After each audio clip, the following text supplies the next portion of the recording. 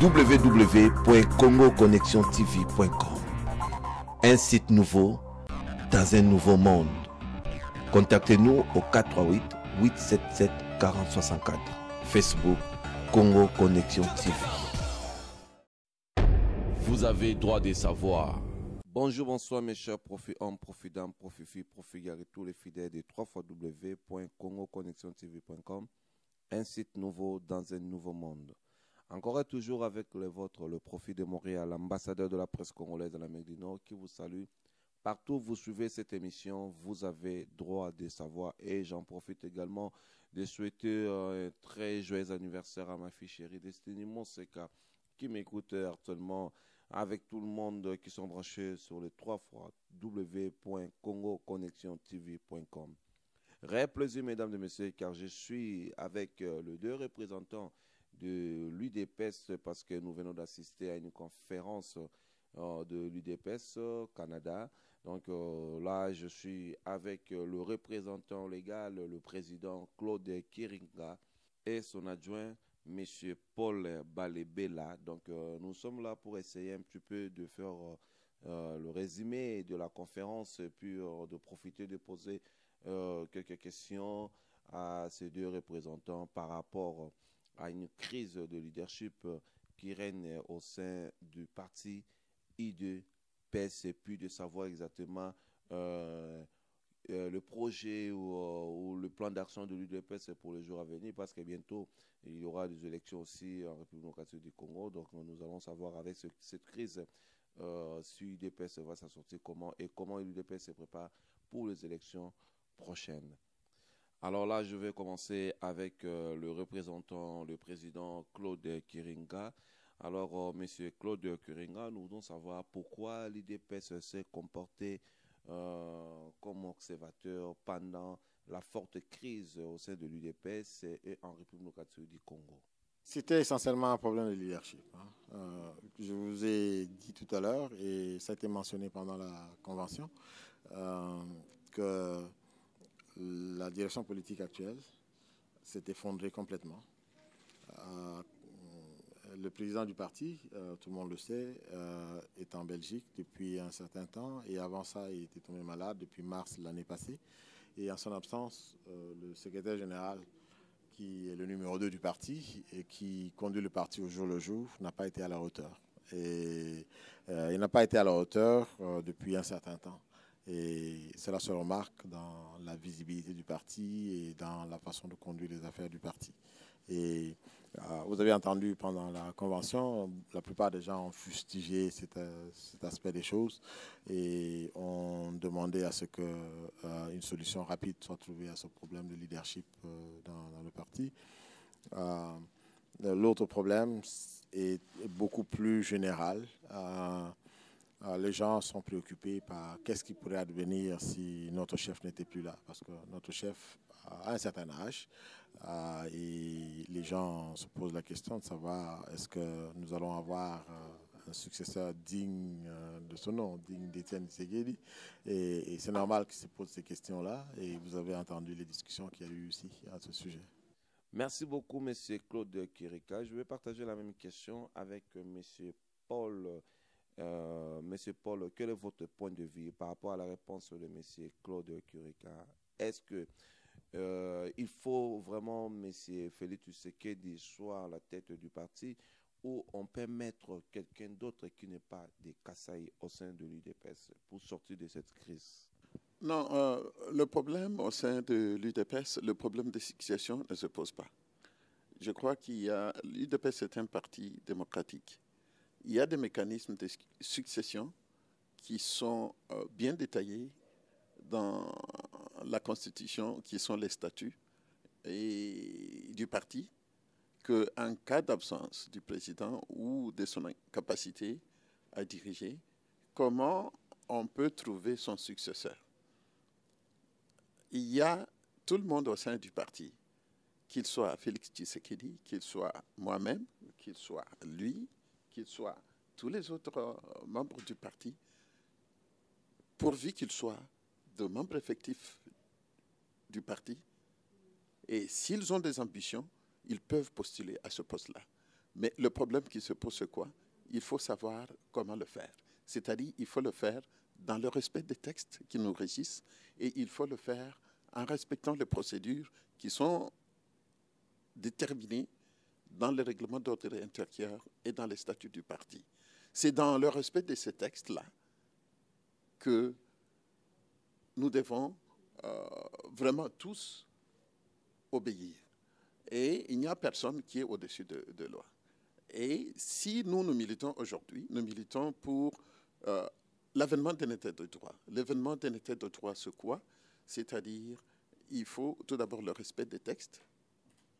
Il faut que les décisions qui sont prises soient opposables à tous, y compris le président qui les a signées. Alors, si quelqu'un ne parvient pas à suivre les règles du jeu telles que tracées par les statuts, là, il est à côté. C'est ça le problème auquel nous faisons face aujourd'hui. Il y a des décisions intempestives qui ont été prises sans le respect des textes qui nous régissent et sans suivre les procédures qui sont déterminées dans les textes qui régissent l'UDPS. Donc c'est ça le grand problème. Si tout le monde se met au pas et qu'il fasse savoir au moins ses ambitions, je crois qu'il n'y aura pas de problème. Merci beaucoup, M. Paul. Pendant la conférence, M. Claude Kureka parlait des faux documents. Alors, nous voulons savoir c'est quoi il s'agit de faux documents, quels sont les faux documents et qui a signé les faux documents, parce que vous avez parlé des documents signés à Kinshasa, des documents signés à Bruxelles, mais le président est présentement à Bruxelles. Alors, nous voulons savoir c'est quoi les faux documents et qui a signé les faux documents.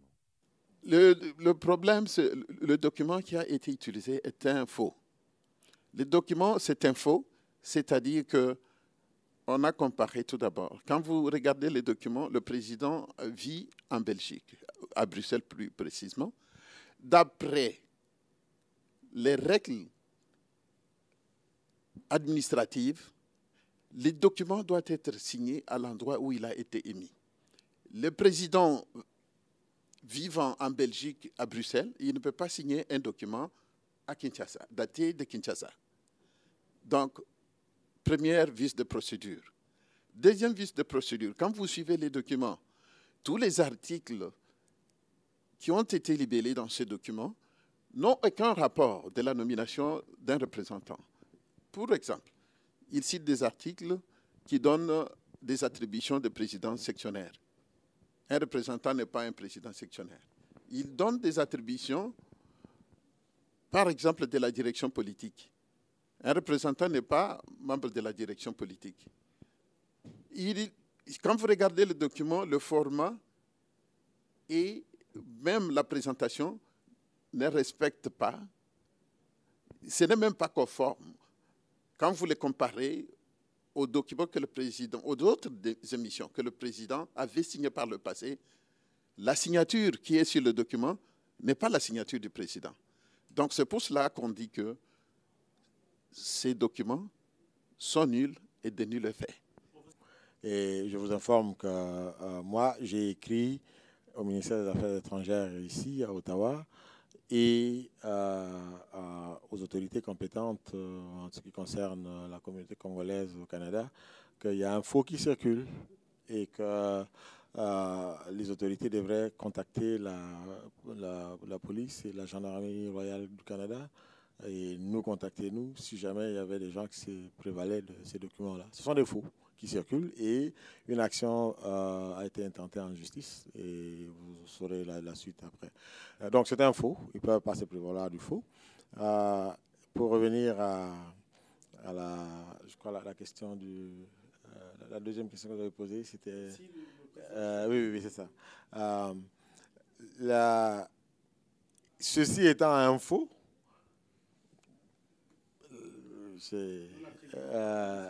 nous n'attribuons pas la décision au président, donc il n'a rien fait, pour ainsi dire. Vous continuez à être représentant ici au Canada ça va de soi.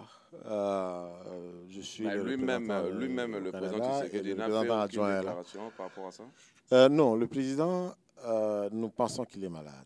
C'est-à-dire que le président est absent aujourd'hui. En son absence, il y a des gens qui usurpent de son pouvoir et font des choses en son nom. Qui assument l'intérêt. Et en principe, quand le président n'est pas là, c'est le secrétaire général qui s'occupe de la gestion Est-ce qu'il est au quotidienne du courant de ces parti. dossiers? Certainement qu'il est au courant. Et le faux, vous savez, il y a un adage qui dit il faut toujours voir à qui le crime profite pour savoir. Donc, tirez vous-même vos conclusions. Donc, pour nous, c'est une manœuvre qui suit un peu la manière dont les autres manœuvres du passé ont été conduites. Hein. On essaye d'ennuyer certaines personnes gratuitement. Et ceci fait partie du même mécanisme. Mais que fait de genre de comportement? Ce genre de comportement, Oui. c'est très simple. Félix Tshilombo. Toujours Qui d'autre? Bien sûr. Et c'est pour ça qu'il ne parle même pas de ces dossiers, des faux lui documents. a usurpé les pouvoirs de son père. Lui, son père n'est pas là. Il pense que, étant le fils du président du parti, il peut comme ça se lever et manigancer des décisions en son absence. C'est ça.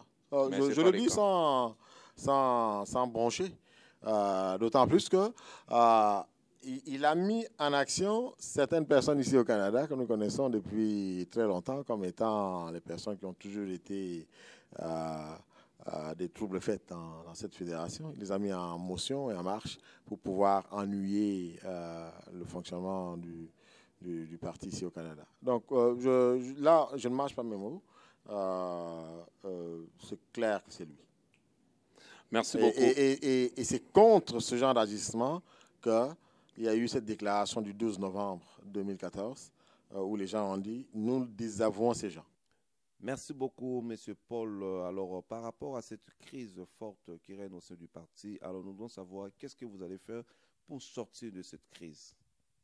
Non, je crois que vous avez participé à cette convention. Lors de cette convention, il y a une résolution qui a été prise pour qu'il y ait une délégation qui soit composée des représentants et des hauts cadres du parti pour aller voir le président Étienne Tshisekedi afin de le sensibiliser de l'importance de son action, de façon à sauver le parti qui y est en train de chavirer. Puisque sans son intervention, il n'y aura aucun règlement dans tout ce qui se passe au sein de l'UDPS.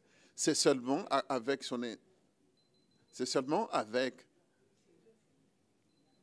son intervention qu'on peut rétablir l'unité au sein du parti et éventuellement régler tous les maux qui se posent à l'UDPS.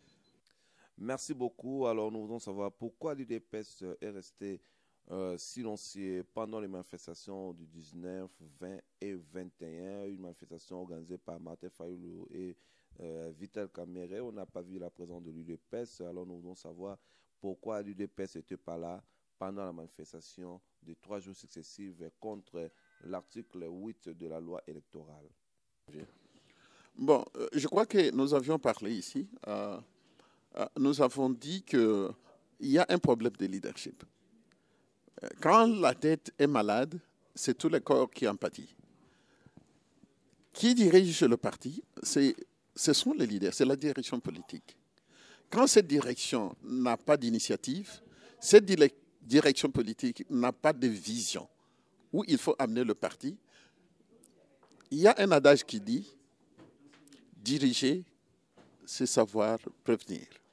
Mais quand vous ne savez pas faire au moins un bon diagnostic de la situation politique qui se pose au sein du parti ou un bon diagnostic de tous les problèmes qui se posent au Congo et éventuellement anticiper sur ce problème, donc il y a un problème. Donc c'est ce problème qui se pose au sein de l'UDPS, du moins pour le responsable qui doit assurer l'intérim, qui est M. Mavungu. Alors, c'est là le nœud du problème. C'est ainsi que vous avez vu qu'il y a des tergiversations pour prendre des positions, pour telle ou telle position. Le problème qui s'est posé pendant que les gens marchaient, lui, il prenait le dialogue. Il y a eu même des gens qui sont passés à la télévision au nom de l'UDPS pour dire que nous ne sommes pas concernés par tout ce qui se passe. Alors pourquoi l'UDPS se bat? L'UDPS se bat pour ce peuple. Alors, si le peuple est dans la rue, l'UDPS est censé être au-devant de ce peuple. Alors ça, c'est le manque de vision. Mais pour l'instant, ce n'est pas le cas. C'est le manque de vision que nous reprochons à la leadership au sein du parti. C'est-à-dire qu'ils n'ont pas vu clair quels sont les signes de temps pour pouvoir anticiper sur la situation et éventuellement damer le pion à tous les autres opposants. Donc, c'est ça qui manque et c'est ça que nous reprochons et c'est ça que nous voulons corriger au sein de l'UDPS. Vous reprochez à qui? Normalement, du point de vue statutaire, dans l'absence du président, dans les cas où nous sommes, c'est le secrétaire général qui doit prendre le devant. Il n'a pas su le faire. Donc, c'est une incompétence notoire qu'il a affichée vis-à-vis du peuple, non seulement du peuple, et c'est un manquement grave pour le parti. Croyez-vous que vous aurez une réponse favorable de la part de M. Etienne Tshisekedi, peu importe la démarche que vous allez faire? Vous savez, nous autres, on se bat pour le respect des textes. Et quand nous refutons le faux qui circule là-bas, qui stipule qu'on a fait des changements de représentants dans un certain nombre de pays, nous récusons ça pas parce que ça nous concerne, parce que ça viole la loi du parti et que c'est un faux. Et que faux et usage de faux doivent être combattus avec la dernière énergie.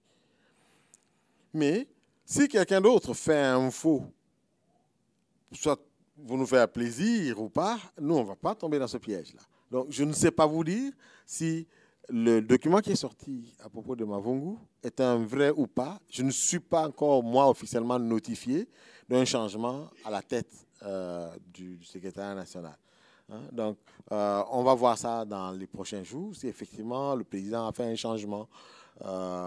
Mais nous, dans une déclaration du 12, la fameuse déclaration dont j'ai parlé, du 12 novembre 2014, nous avons dit que, étant donné l'imbroglio qui crée autour du président, qui est tombé malade, et un certain nombre de membres de sa famille forment un écran autour, et on ne comprend plus très bien quels documents sont signés par qui, eh bien, nous attendons simplement le jour où le président va sortir de sa maladie, va se reprendre et dire « Voici, je suis de retour ».